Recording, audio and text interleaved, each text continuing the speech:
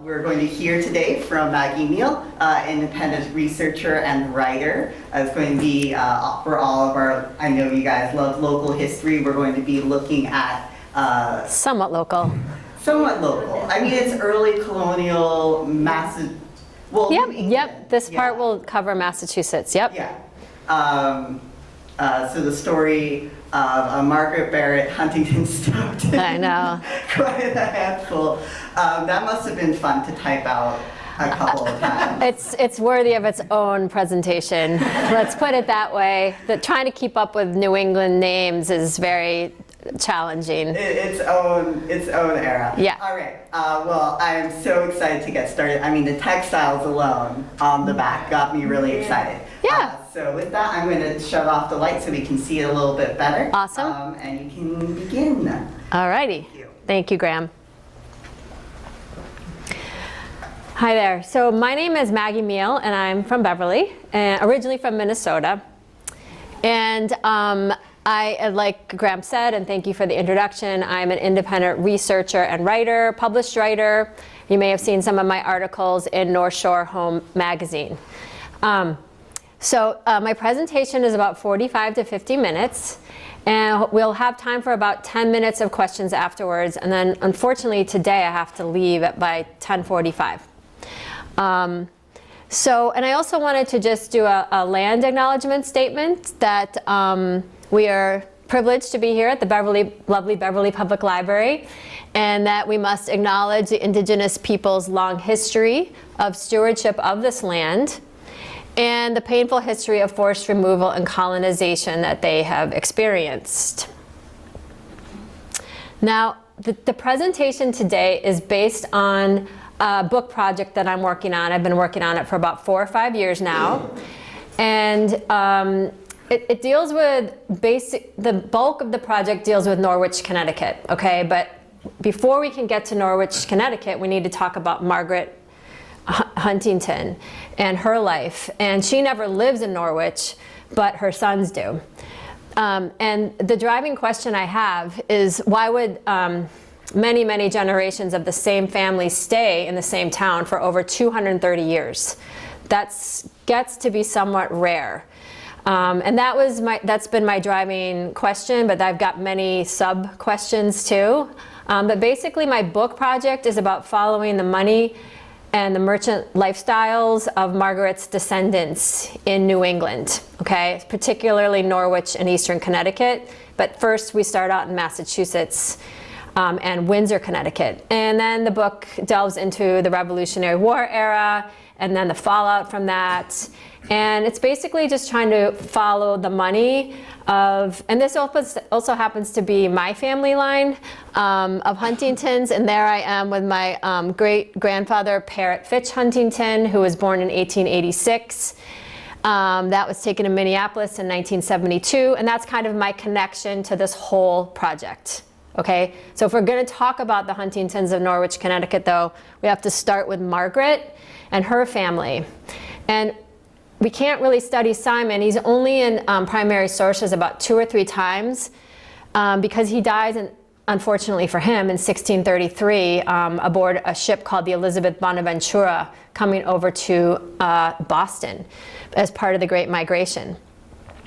So today we're going to talk about what happens to her. And we need to know that very much so that she's from East Anglia, her Barrett family, and that this East Anglia is going to play a role in sort of the settlement of Massachusetts Bay Colony, for sure. Who she was, where she and her family lived, the fact that she did spend 38, almost just bare majority of her lifetime in England, and then she comes over at about age 38 and spends 32 years in Massachusetts and primarily Windsor, Connecticut. She had 2 marriages, 4 surviving children, and 5 stepchildren. So this is where Margaret was born, in Norwich, England. It's a well-preserved medieval city, and at the time it was the second largest city in England, next to London. This building was probably built in the 14th century for a merchant family, and luckily it was saved in the 1920s by thoughtful preservationists. So because we don't know a lot about Simon Huntington, because we don't have his baptismal records, we have to study Margaret, and that's a good thing. We have to talk about a woman in history now. And we can piece together her life in about 6 to 7 records, 3 or 4 of which her name is not in the record, but it is her. And I'll explain that when we get to those records. So she's born in Norwich, England. Her father's from Suffolk, the county right below Norfolk. But then she's going to take the boat over in 1633 and proceed to live in Roxbury, Massachusetts for a little bit, then Dorchester, and then on to Windsor, Connecticut, on the Connecticut River. So yes, I visited this house in the spring of 2023, and it's called the Suckling House, and now it's been converted into a art house cinema theater with a cafe. And this is the cafe, but this is the original hall. This is Margaret lived here, the woman we're talking about. These are the original rafters, timber framing of a typical English hall of the medieval period, right? So her father was Christopher Barrett, and he's a rising political star in Norwich. His mother was Margaret Pettichow Wingfield Barrett Suckling. Many, many husbands. And then until finally the poor thing, she dies. And he is, Christopher, this is Margaret's father, okay, is kind of an orphan, and he's taken in by Robert Suckling, a very well-to-do merchant in Norwich, probably the leading merchant, right? He has the wisdom to marry somebody advantageous to his own career, which would be Elizabeth Clark. We don't know much about her. And then Margaret, I think, is born in the middle of 6 or 7 siblings, 2 of whom are in some documents that I've studied, particularly a letter from Peter in 1649, which we will also get to. And it's important to know at this point that, as you might have guessed, Margaret is a Puritan. Simon Huntington is a Puritan. Her father is a Puritan. But just because you're a Puritan, depending on the decade you're living in England, you can be a little more outward about it, or you have to be underground about your religious leanings, because you're termed a nonconformist. And as you can imagine, that's not a good thing in general, depending on the monarch in their reign. Getting ahead of ourselves a little bit, her father is well-to-do enough that he does become mayor in 1634, right, the year after she leaves. But we'll get to that also in a second. So she's from the point I'm trying to make is she's from a pretty prominent family in Norwich, England. And they all intermarry with their kin groups. And that could have been how she found Simon Huntington. So again, this is the Norwich merchant class we're talking about. And this is this is not Margaret, but it's a woman that is kind of walking the walk of what a practicing Puritan merchant's wife would have looked like. Black was actually the most desirable color you could wear in a textile, and it was very expensive. It looks to me like she's wearing probably some Dutch lace. The collar that we associate with Puritans, it's pretty dolled up for this painting, and some jewelry, and of course a headdress to be, that was part of the wardrobe. So again, her father is a merchant. He probably, he's part of this merchant oligarchy of merchants that run Norwich. A lot of them are Puritans, maybe not all. In the past, during the reign of Queen Elizabeth, which is when Elizabeth was born, in 1595, Margaret was born in 1595 during the reign of Queen Elizabeth I, which is sort of cool. Elizabeth lets Dutch immigrants, they're probably religious refugees from Europe, they're Protestants, and she lets them come over because the Dutch weavers, because they're going to train the people of Norwich how to make better cloth, better textiles, right? In East Anglia is very much influenced by what's going on in the so-called Low Countries, maybe even more than they're influenced by what's going on in London. I don't know that for sure, but they definitely were very close to Europe. Okay, so this is the environment that Margaret and her family are growing up in, that she's growing up in. And of course, there would have been the apprentice system going on in that house I showed you. The house is also a piece of cultural capitalism, they call it, where not only is your big family living there with some servants, but also you are doing your business there. This is to show people, like, look at me, I'm a very successful merchant. And these are some of the textiles that Norwich was producing at this time period. The one in the middle is a piece of Norwich dornox, which was being woven in the 16th and 17th century. It's kind of known for that. It's a textile center of England at the time. Of course, in the 19th century, it's going to become the north of England. But right now, at this time period, the 16th and 17th century, it's actually Norwich, England. And they were known for worsted wools, which are wools with a shiny surface created by hot rollers. All right, again, this is not a picture of the Huntingtons, but of a family of the era, the Chorley family. And I hope everyone can hear me. And so I just put it up there just to kind of get you in that mindset of sort of what they looked like. All wearing sort of sad colors, the white collars on the men and the female, the male and the female family members. And he's actually reading a Bible. Puritans were taught to read for sure because they had to read the Bible, but not necessarily to write, especially the women. So we're not sure if Margaret could actually write.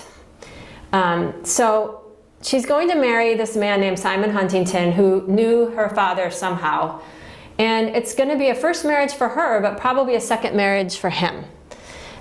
Because he's got a son named William, who shows up in records in New England in the 1640s. And so you can assume that it's a first marriage for Margaret. She's 27. Simon needs to find a wife because his first wife has died. And he marries Margaret, and somehow he knew the family, because you just didn't marry ever a stranger for sure. And more importantly, you had to marry someone who you knew. It was very important to have an advantageous marriage, or some guy that's not going to bankrupt your own family if he's not an honorable merchant or trader. Okay, so they get married in 1623. They have, she proceeds to have her family pretty quickly, as you can see by the dates. Two of the older brothers are going to be christened or baptized at St. Andrew's Church, which is right across the street from their house. And Thomas and Anne are going to be baptized at this church right down the street. I don't know if I already said this, but Norwich literally had 50-something churches at this time period. It was a cathedral city. And it does have a cathedral in the middle of it and 57 parishes. So yeah, and it's also, but It was also just a hotbed for nonconformists too. Again, that's for a whole nother presentation. But just know that it's not a sleepy little part of England. This is a very active, merchant-based, wool trade-based part of England, East Anglia. And most of the people from the Great Migration are going to come from there. The majority, including John Winthrop Sr. and his group. But not all of them. We'll get to that in a minute too. But okay, so she's got her children. They're having babies in the 1620s and they're surviving. All except for little Henry, who dies in 1632 after about 6 months. Now that might have been one of the reasons to move to Boston, to make that huge decision to emigrate.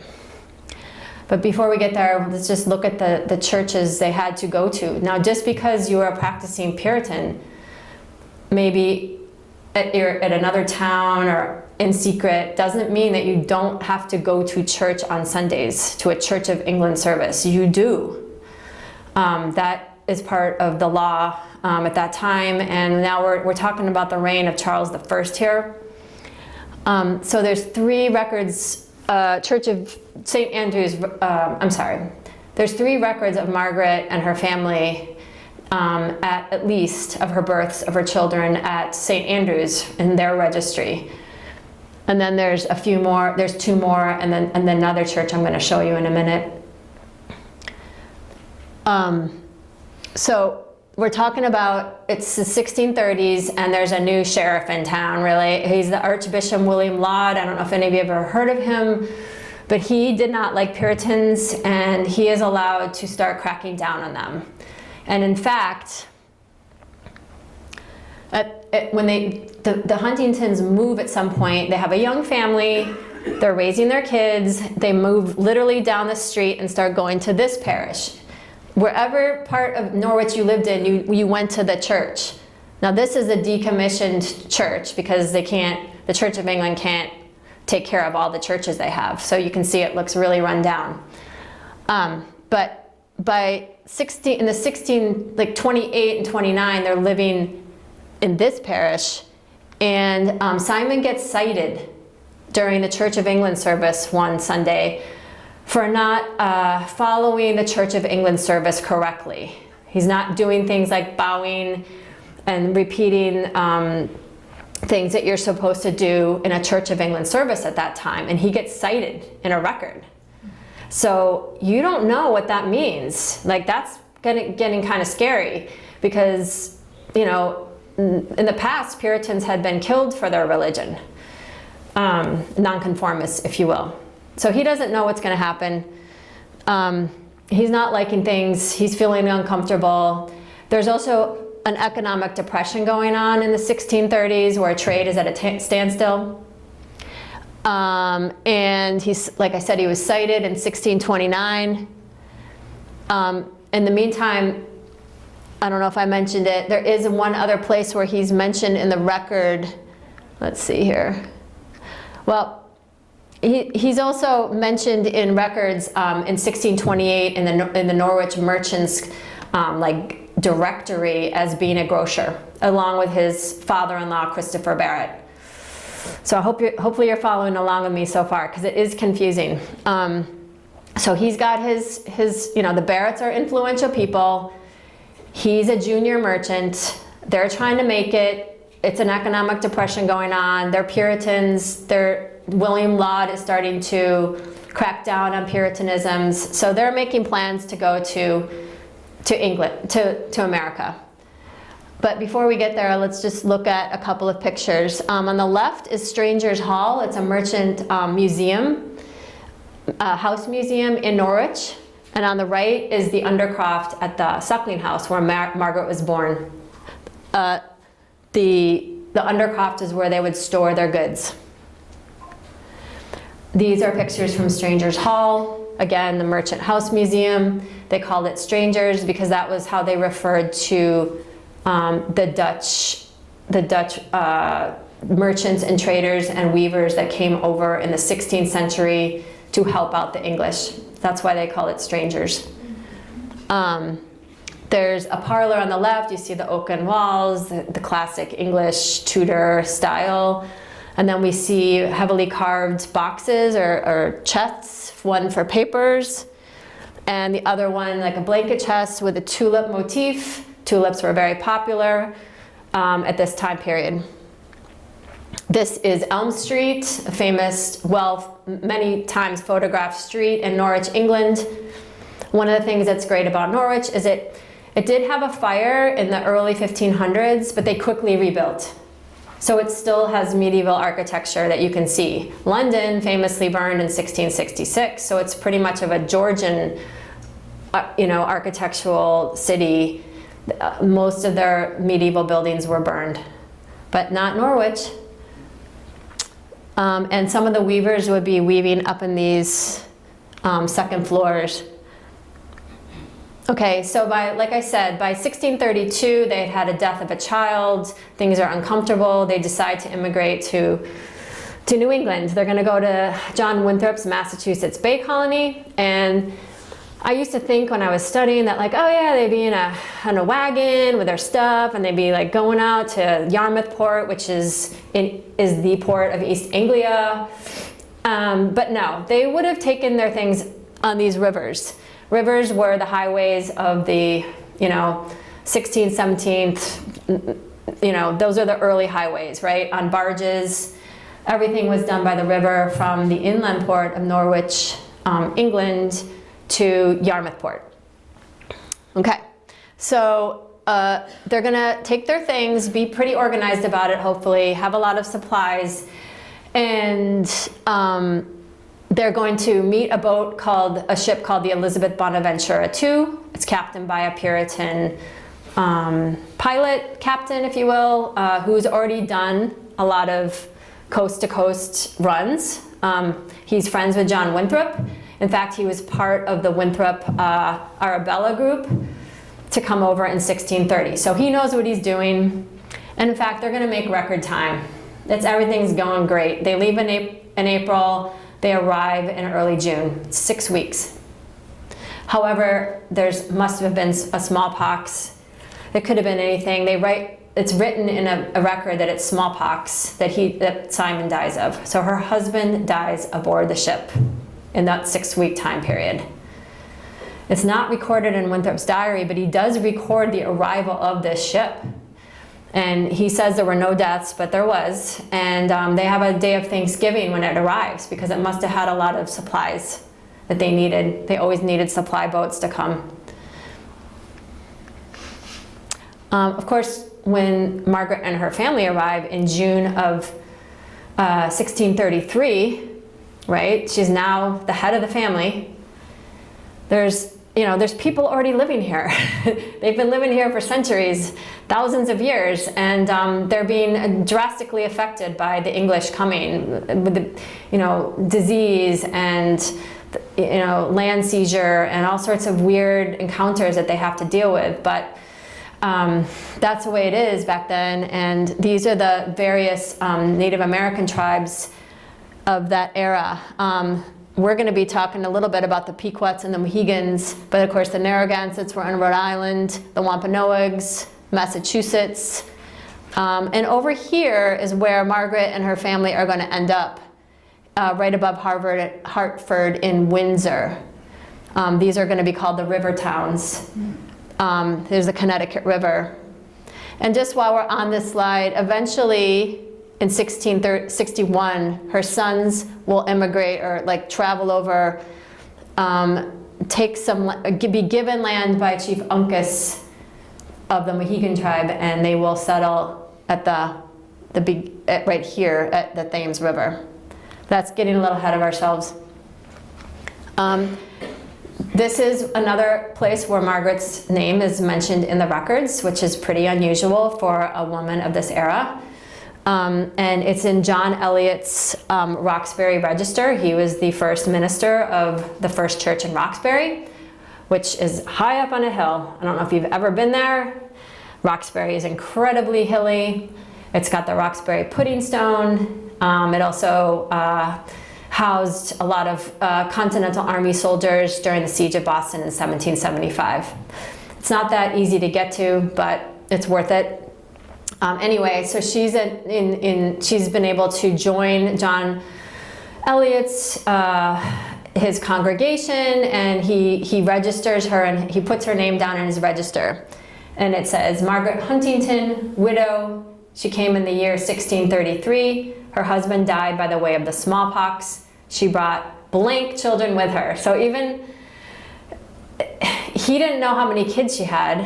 And what's interesting is that in the historiography of the Huntington family, it's always been questioned how many children they actually had. For a while, some people thought William was Simon's brother. No, he was his son, Margaret's stepson. But again, like even John Eliot doesn't know how many people she's come with. And on the left is sort of a reimagined first era meeting house, New England meeting house. They were very small and usually had sort of a pyramid roof.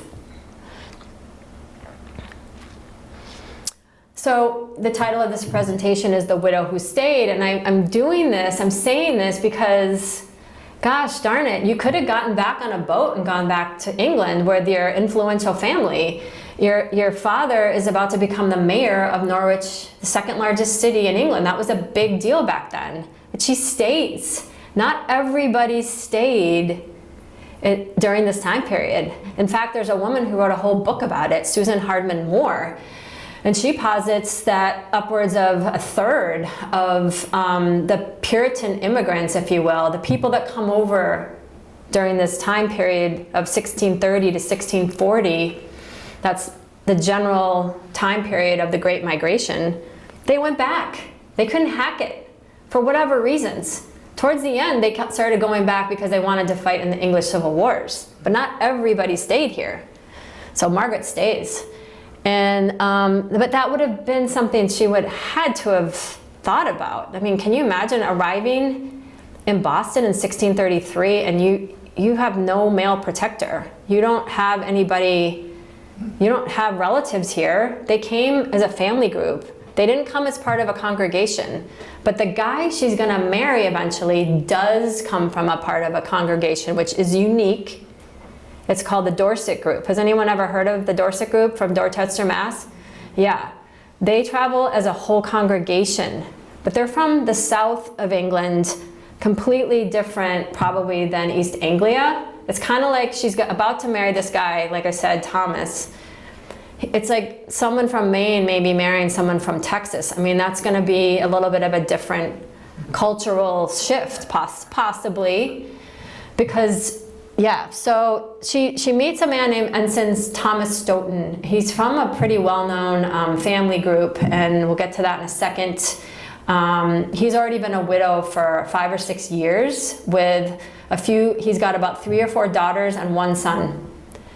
And we know that they got married because there's evidence in a letter from his step-nephew, Ralph Cudworth. The Cudworth family is from the South Shore area, which you might see Cudworth Road when you're going down to the Cape or whatever, Hingham. And he writes in his family that his uncle Thomas, they're originally from Somersetshire, is going to marry a widow with means, meaning money. Or you know, maybe it's just cows. Who knows what she brought over on? They brought over the both. Well, cows were your wealth. It starts with cows, and then hopefully you can get land. Remember, all the way through when I'm talking about this stuff, there are no banks at this time. Your money is in your land and in your animals and in your commodities and your excess, I forget what that's called, but just any excess production that you have, that's where your money is. There's no banks. All right, so you can imagine now she's thinking about marrying this guy, Thomas Stoughton, but it would have been thought about. You don't just marry somebody because as a woman, once you get married, you are literally owned by your husband. But she's gonna do it. The Stoughton family, I wanna go through this a little bit because they're very interesting, and again, they're worth their own presentation. They're all children of the silenced minister, the Reverend Thomas Stoughton, Sr. who was silenced in the early 1600s and died a pauper. His children might have had a lot of grievance about that, and of course they're going to all head over to New England, including Israel, who is Thomas's younger son. Has anyone ever heard of Israel Stoughton? He was a pretty well-known guy in Dorchester, owned a mill, very wealthy, and so that's one of Thomas's people that are sort of more well-known than he is himself. But what's interesting about this is Israel is that his son is William Stoughton, one of the witchcraft, and I put that in quotes for sure, judges, and he is the worst one. He is the most adamant about this thing going on in Salem, these accusations. In fact, I just read this recently, he is one of the people, the jury actually found Rebecca Nurse not guilty. And he made them go back and find her guilty. It's him. So this is Margaret's step-nephew. So, wow, this is a mindset of a Supreme Court judge of Massachusetts. They're staunch Puritans. They think they're better than other people, for sure. But Thomas Jr., who's actually older than Israel by about 10 years, he becomes a constable, fence viewer, juryman. He's got a lot of somewhat political roles in Dorchester, and he will again in Windsor, Connecticut, but he's not a leader of any of the settlements that he joins. He is known for these very undecipherable letters that he wrote to John Winthrop Sr. in the 1640s and 50s, having to do with a lot of the religious controversies that were happening, including the Halfway Covenant, which was a compromise about who could get baptized and who couldn't, and that the fact that, the Halfway Covenant, I should just read what it is because I always get confused. It was a religious political solution adopted by 17th century New England Congregationalists that allowed the children of baptized but unconverted church members to be baptized and thus become church members and have political rights. Well, as you can imagine, some people are going to feel threatened by that because they don't want newer people having political power. And it's going to cause all sorts of controversies in this time period that Margaret's aging in. Again, another slide with Thomas Stoughton. It's so important. And I showed the cows because how many cows you had was critical to your livelihood. The dairy, the milk you could get to make cheese that Margaret would have known how to do most likely, and your ability to ship cows potentially down to Barbados or slaughter them yourself and pack them in barrels. There's evidence that the Huntingtons were coopers in this first generation, or her sons that were coopers. You need to be able to make the barrels to ship the beef, and you needed to have the cows, it's all connected, right?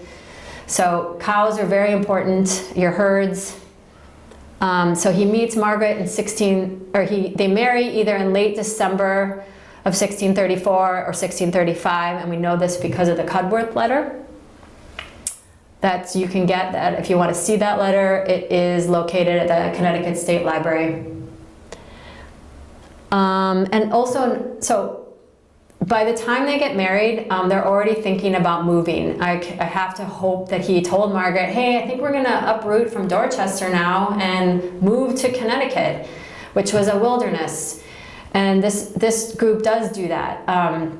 So she must have known.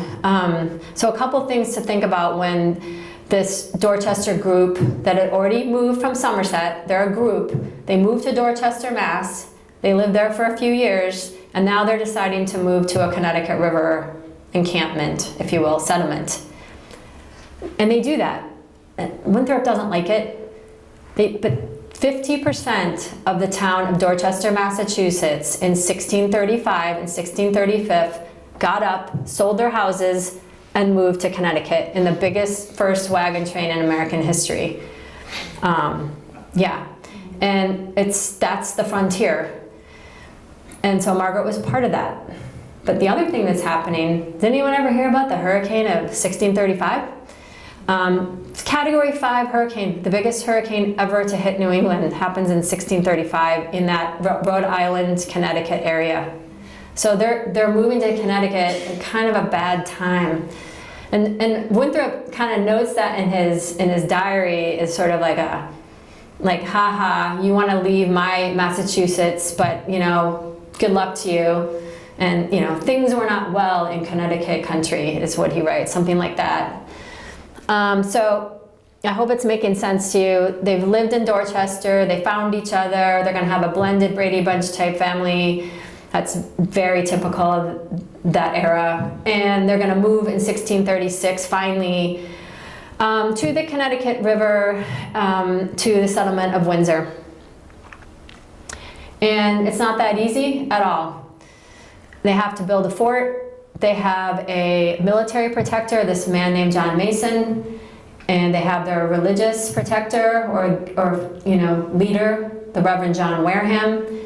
And they're going to go there and set up against the Connecticut River. There's a place called the Great Meadowlands where they can put their cows out to pasture. Remember, Boston was already packed by 1635. So that's one of the reasons they moved. That's probably the main reason, is land. So they build a fort. They would have spent a lot of time in this fort because things were tense. The Native Americans, they don't know what to do. Like it's very confusing time, and the English are coming in, and there's people coming in from England itself and trying to reboot Saybrook. And then people from Cambridge are going to Hartford, people from another town are going to settle Wethersford. It's all happening in this time period. So it's going to cause problems with the Native Americans, as you could imagine. And the Pequot don't like it at all. They want to fight. The Mohegans, wisely, in their opinion, decide to side with the English. And then it culminates in a war in 1637. It's not really a war, but with an attack on the Pequot fort in Mystic, Connecticut. It was brutal. It was a genocide. They burned a fort alive, and because there have been so many problems with some deaths of fishermen and other things happening on both sides, and Mason just goes down there with a bunch of English soldiers or militiamen and attacks the fort. And you know, you can tell, like, these are tough people, the English. But he wrote a defense of it later in his life, so you could tell, even he felt like he had done something that wasn't okay. And in a lot of people's minds, it would have been okay because they were scared of Native Americans. They didn't understand Native Americans' lifestyle and their use of the land and etc. And it just, you know, it's so tragic, but it happened, and they don't have our 21st century mindset, except, again, he had to write a defense of it. So he was this, you know, this very controversial figure in early New England history. And there is a big statue of him in Windsor, Saybrook. But he moves around with the Huntingtons, actually. The Huntingtons become friends with him because he and the Huntingtons keep moving to the same settlement. So if you were a young man at this time period, you're going to move 3 or 4 or 5 times in your life in order to gain more land and more political power. That's the way you did it. So you could plan on moving 2 or 3 times, and that's just what happened to Margaret's sons. We'll get to that in a second. So this is the Windsor Palisado, and again, during these trying times, they would have gone to this fort, this refuge a lot of times. They couldn't even plant crops in the first couple of years. It was very dicey, this Windsor settlement that Margaret finds herself in. But Stoughton did own a lot of land. He owned 150 yards. He owned different parcels of land in Windsor, but again, he was not a leader of the Windsor settlement. Okay. So what would life have been like out there on the frontier of Connecticut? Well, one of the things to keep warm is that Connecticut in particular is known for these bed rugs. You can see them in a few museums, including the Met. Even the Wenham Museum has one. And they're basically, it's like making a really nice carpet, wool carpet, and putting it on your bed every night. Because how else are you going to keep warm?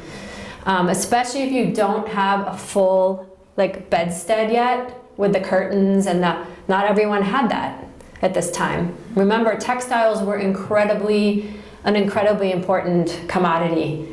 Especially, think about it, you come over with all of your textiles, your clothes, and then a few years out, nobody's weaving anything. The town of Rowley was created to bring over weavers because there was no cloth.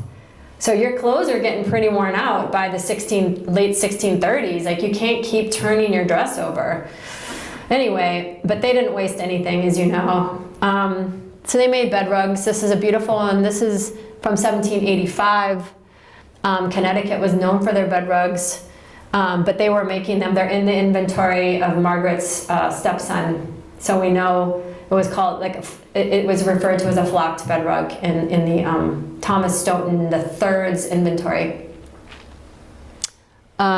She would have had to have been a very efficient housekeeper, an herbalist.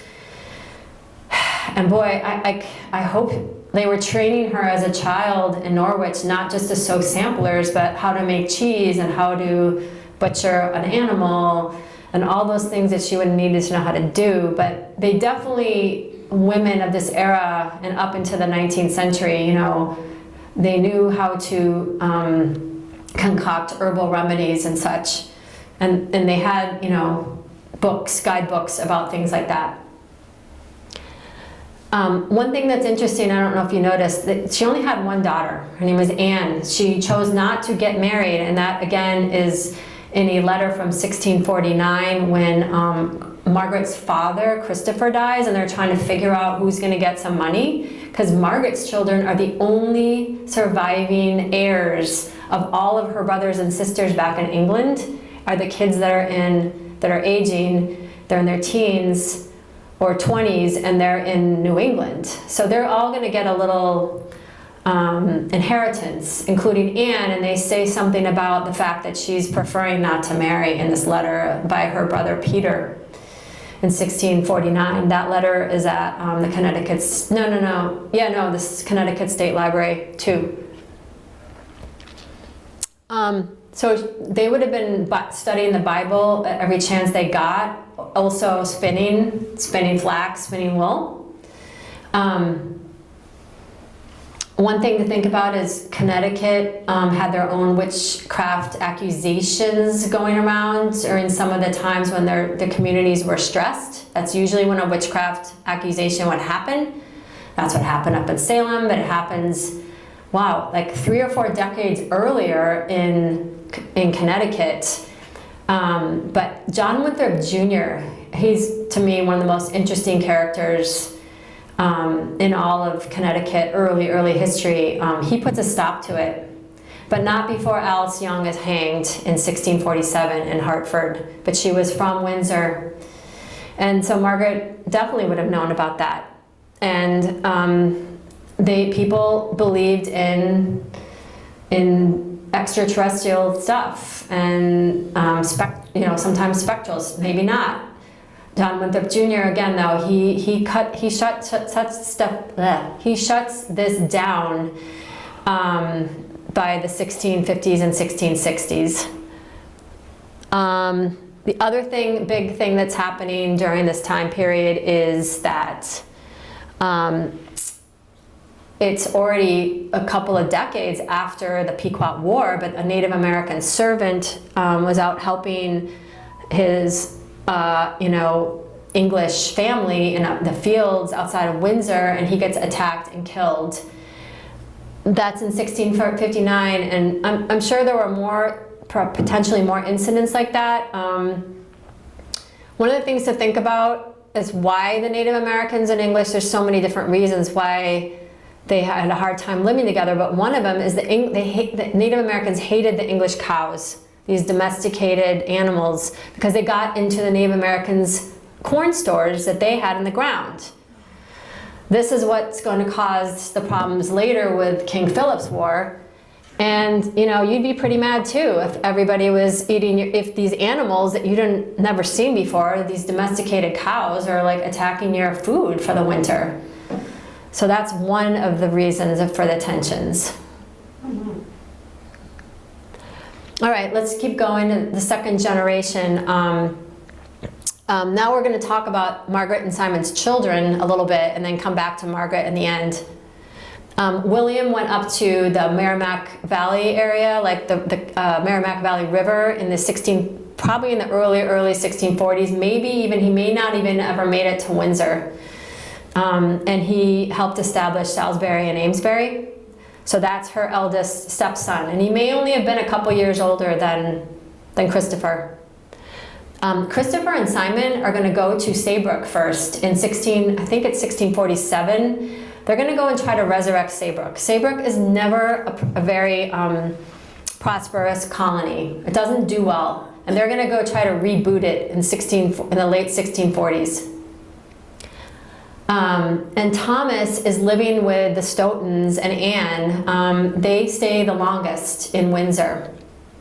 But later on, Thomas is going to marry a woman from the New Haven colony, Hannah Crane, and go with that part of that colony and probably in rejection of the Halfway Covenant, and just to get new land. They decide to leave. They're so mad about New Haven being absorbed into Connecticut colony that they move in 1666 and found the town, the English settlement of Newark, New Jersey. And what's interesting about that is that's actually the last official Puritan settlement experiment, if you will. It's Newark. And so he does that in 1666. His mother had just died, Margaret, and he was kind of the outlier. Okay, but Christopher and Simon are going to stay together. And you could presume that she stays with her mother and then stays with the Stoughtons upon her mother's death. They just stayed with the Stoughtons. These are the Saybrook years of Christopher and Simon. Simon is the son that I study because I'm starting to go with his line of descendants in my book. But they both travel to Saybrook, and that's when we get the letter from Uncle Peter Barrett, who talks about their inheritances and other things, like the next time you order supplies, you got to be more specific because you ordered the wrong bullets.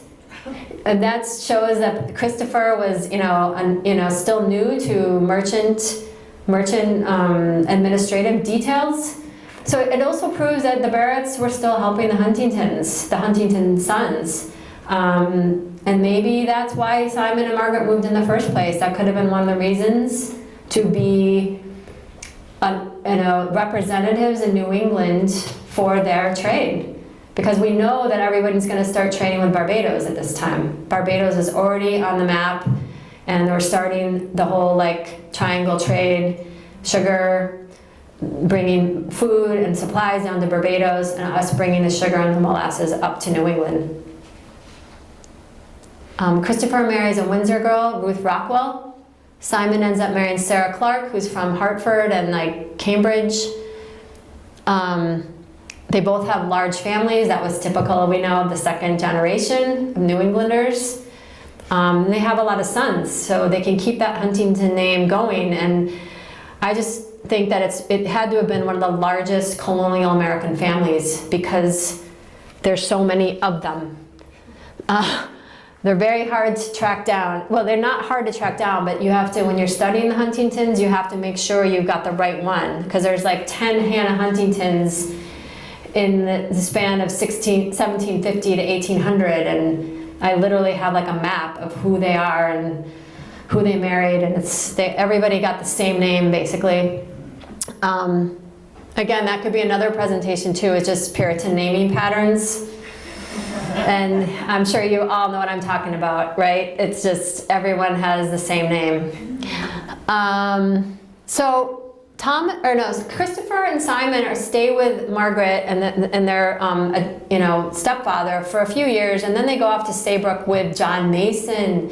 They keep following Mason, and they try to like resurrect the Saybrook colony, and it does not go well. The crops don't do well. The crows are getting into the crops.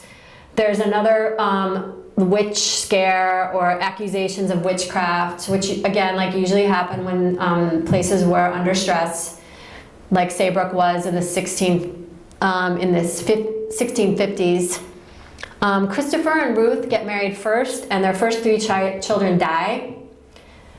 Simon, who's a bit younger than Christopher, gets married to Sarah Clark, and they immediately start having a family, and they're going to have 10 children. So there's reasons, so they're starting to look for a way, they still want to, like, Simon and Christopher still want to move again because they don't have enough political power in Saybrook, and also the conditions aren't right for them. First of all, Saybrook is right, has anyone ever been to Saybrook? I mean, it's right on the Atlantic, Long Island Sound. It's exposed. It's the land is not great for crops. And there's like, it's not going well there. So Simon and Christopher band with a few other people, including a man named Lieutenant, I think it's Samuel Backus, who's also from Norwich, England, has origins in Norwich, England, and a man named Lieutenant Thomas Leffingwell, John Mason, and a minister named James Fitch. He's a very popular young minister. Oh, and his wife dies. So all these bad things are happening in Saybrook, and the Puritans always looked for signs for everything. There was always meaning to things that happened, whether they were good or bad. So there were plenty of signs for them to move again. And what they're going to do is do a land deal with Chief Uncas. He's a leader of the Mohegan tribe, and he's does business with John Mason and Lieutenant Thomas Leffingwell. There's more things that happen that align them, but we'll just say that they were aligned. And Uncas basically bequeaths for a nominal amount of money 9 miles of territory up near the head of the Thames River, where the Shetucket and the Yantic come down. It's a very safe area. It's rocky, it's hilly, still not the best land, but they take it. And I don't know if anyone's ever been to Norwich, Connecticut here. Anybody? No. It's very, very historic. It has a lot of Black history, Native American history. It's just a Revolutionary War history. I mean, they're getting ready for the 250th anniversary of the Declaration of Independence soon.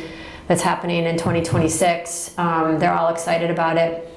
But Norwich is going to be a very prosperous center in Connecticut. In fact, it's the biggest one up until the Revolutionary War. It's consistently rated, ranked the highest for taxes purposes, meaning the wealthiest citizens. And it starts in 1660 when Christopher and Simon and the whole group, part of Saybrook, moved to Norwich.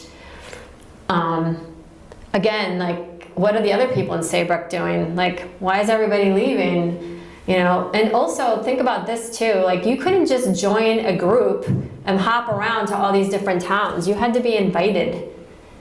Just because you wanted to go to Norwich, well, you better pass the test. It's almost, I sometimes think of them as like Puritan country clubs. And it's kind of that mentality, I think, like you just couldn't move in or out of a town. You sometimes even visit. Like it was just very closed, mindset that they had about letting in strangers. We hear that word again. So they're setting up their ideal religious and capitalist community now. Another one, and remember, like religion and capitalism go hand in hand with the Puritans, and they're like. And this is the green. It's like a perfect town green. It's very well preserved. Many of the homes still exist. Simon's land was down here. Christopher's over here. They've got the Reverend James Fitch.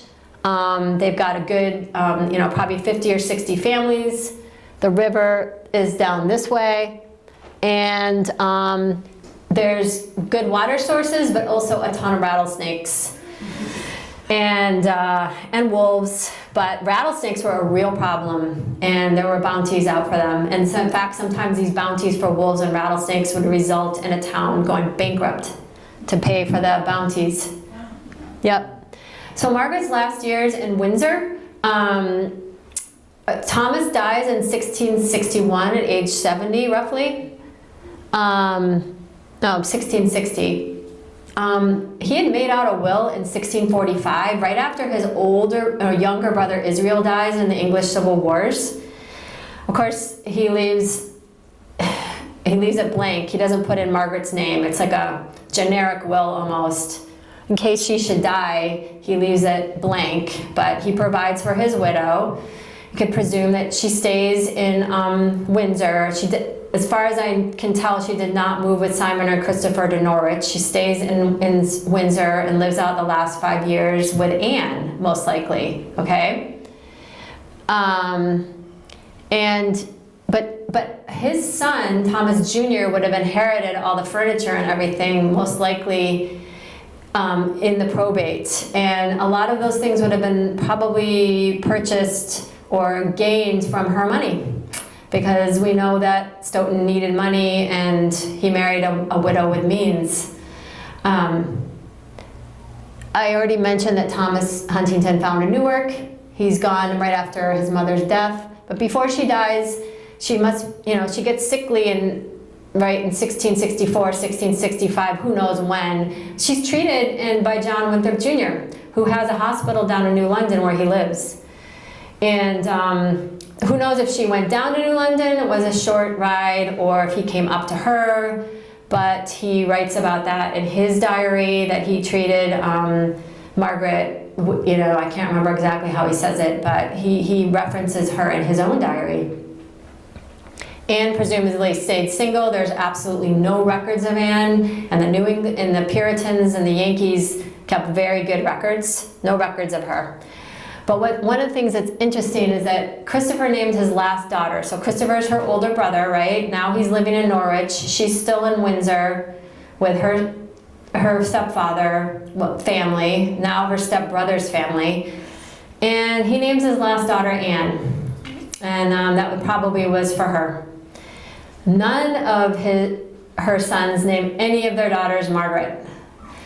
And we have to remember that this time the Puritans are starting to name a lot of their children for hardcore biblical names, not necessarily English names.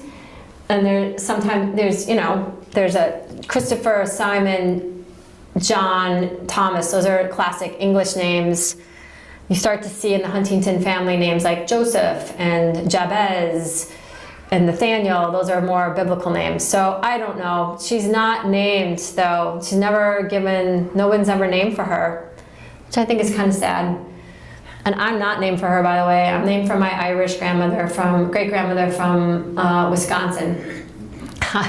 But there's a picture of John Winthrop Jr. And those are the primary sources I used to build this presentation. And that's my presentation. Any questions?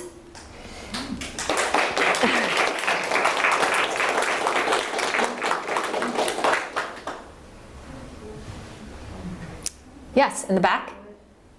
An earlier slide. What? An earlier slide, I saw the term mercers. Uh-huh. What is that? Mercers were merchants that dealt in textiles. Yep. And grocers dealt more like groceries, commodities, spices. And those two words are kind of used interchangeably in that Norwich Directory of Merchants in 1628. Mercers, grocers, the Barretts and the Huntingtons were mercers and grocers, yeah. So mercers more is like textiles. Thank you. Uh-huh. Any other questions? Yeah, in the back. So her sons, you mentioned her sons became coopers as her profession. Were there other professions? Okay, yes, so that's a really good question. So they were trained to be merchants. You can predict they're in that their father, their grandfather, everyone's a merchant in the Barrett Huntington circle, right? But they're not necessarily full-blown merchants yet, but they're traders, and they have to build barrels. They have to make barrels in order to ship their goods. So they need to learn how to be coopers. And in some of the probate inventories particularly in Simon's, in his children's probates, are cooper's tools. So that means they're doing the whole like circle of what you need to do to trade down to Barbados or up to Canada. So they're making the barrels. They're slaughtering their hogs and cows to be salted and put in barrels, and then those barrels go down for trade. And that's how you start to build wealth. So you need to know how to build the barrels. There were no cardboard boxes, no refrigeration. It's all salted meats. In the back? So with the barrel making, coopers and everything, did they do beer? Well, women brewed beer, and cider. Cider was actually really important to early New England, but women also knew how to brew beer. And one of the first things you planted in your new on your new settlement were apple trees. There's evidence of that. The Roxbury russet apple originates in Roxbury. It doesn't take that long to start getting an apple harvest, and also these types of things that the New England Puritans were missing from home would have been coming in shipments, hopefully, from England, because they, some years were starving years. They didn't have a lot of food. They had food, but again, it just depended on the year. If the crops failed, then you better get supplies from England in those first years. But Massachusetts Bay Colony was one of the most successful colonies. Salem was not that successful. Saybrook, not so much. New Haven gets absorbed. Massachusetts Bay Colony was the strongest one, in my opinion. Any other questions? Well, yep, go ahead. I just found it so fascinating that the cows were such a big issue. And you said that they had their corn holdings down below. The Native Americans, yeah. Were those treated somehow? Because I remember when the first Mayflower settlers came, they were having trouble getting pellagra, is some kind of disease. And the Native Americans showed them how to add calcium from oyster shells or water shells, and then mix it with the corn to make hominy. You could be absorbed more, and it did. Well, the English had to start eating corn, that's for sure. Cornmeal, like samp, they called it, or hasty pudding. Everything was based on corn because they couldn't grow great flat wheat here. Wheat didn't do that well in New England, so they had to quickly adjust to a corn crop and change their ways. But of course, the Native Americans had been using corn throughout their history as a sustenance. And they, like I said, they stored it in the ground, but then the English cows and pigs are getting into their corn stores. And you'd be mad too. And it's just this lack of understanding. And then the English would get mad because the Native Americans would set up traps because they hated the animals so much, the domesticated cows and pigs, that they would set traps in the woods. And then you could come out and find one of your cows in a trap. And this is going to lead up eventually to King Philip's War. Not only did the Native Americans and English kill each other, but the Native Americans took down as many cows as they could during that very brutal war. So they weren't just killing, that war involved killing a lot of domesticated animals. Thank you. You're welcome. Any other questions? All right, well, thank you so much. I'm so appreciative that you took the time to come here today. And I do have a website, you know, if you want to read more about this family, it's maggiemeahl.com, and I have my card is up here. Thank you.